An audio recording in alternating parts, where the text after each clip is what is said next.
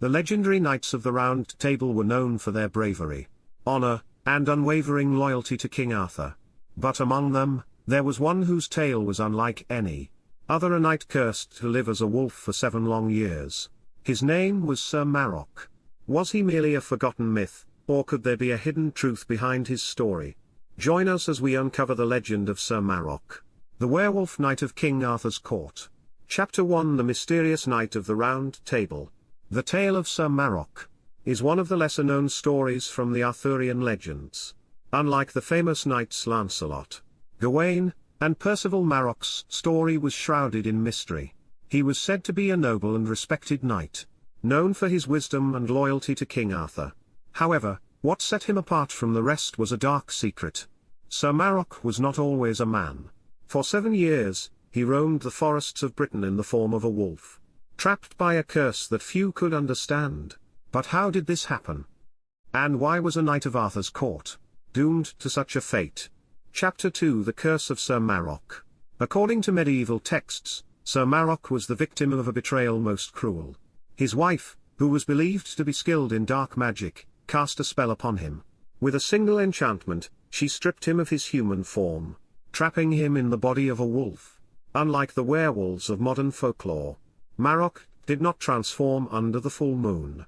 His curse was permanent, could no longer speak, hold a sword, or reveal his true identity.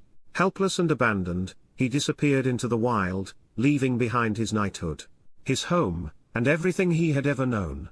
His wife, now free of him, claimed that he had left on a distant journey and would never return. But Sir Marrok was not dead. He was watching. Chapter 3: The Wolf Who Remembered.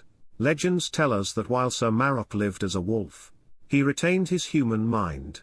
Unlike ordinary animals, he understood people, avoided hunters, and even tried to protect the weak when he could. Some stories claim that he saved lost travelers from wild beasts, while others say he attacked only those he knew had done evil. But despite his intelligence, he had no way to break the curse. He could not speak to ask for help. He could not write to tell his story. Years passed.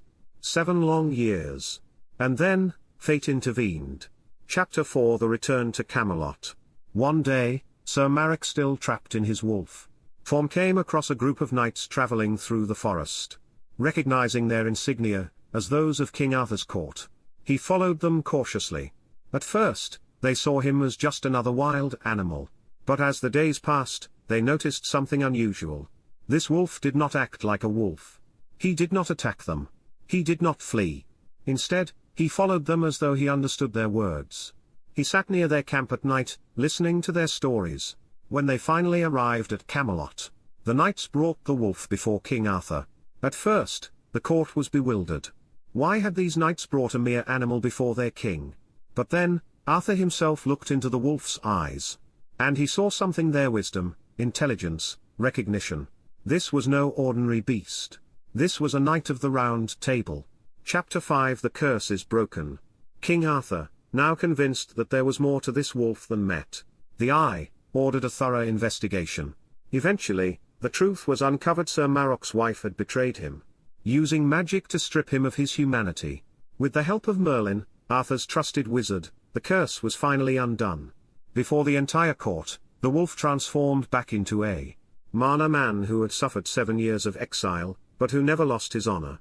Justice was swift. His wife was punished for her treachery, and Sir Marrok was restored to his rightful place among the Knights of the Round Table. Though he had been through unimaginable suffering, he never sought revenge. Instead, he returned to his duty, forever remembered as the knight who lived as a wolf, yet remained a man in heart and soul. Sir Marrok's story is one of betrayal, resilience, and redemption. He was a knight who lost everything: his home, his name, even his own body, yet never surrendered to despair. He remained loyal to his king and his code, even when he was nothing more than a beast. But was Sir Marrok just a legend, or could there have been a real historical figure behind the tale? Some scholars believe that his story may have been inspired by ancient beliefs in shapeshifters, or warriors cursed by their enemies. Others suggest that it could have been an allegory, a way to teach knights about loyalty, endurance, and the dangers of treachery. One thing is certain: his legend has endured. And as long as stories of King Arthur and his knights are told, the tale of Sir Marrok werewolf knight will never be forgotten.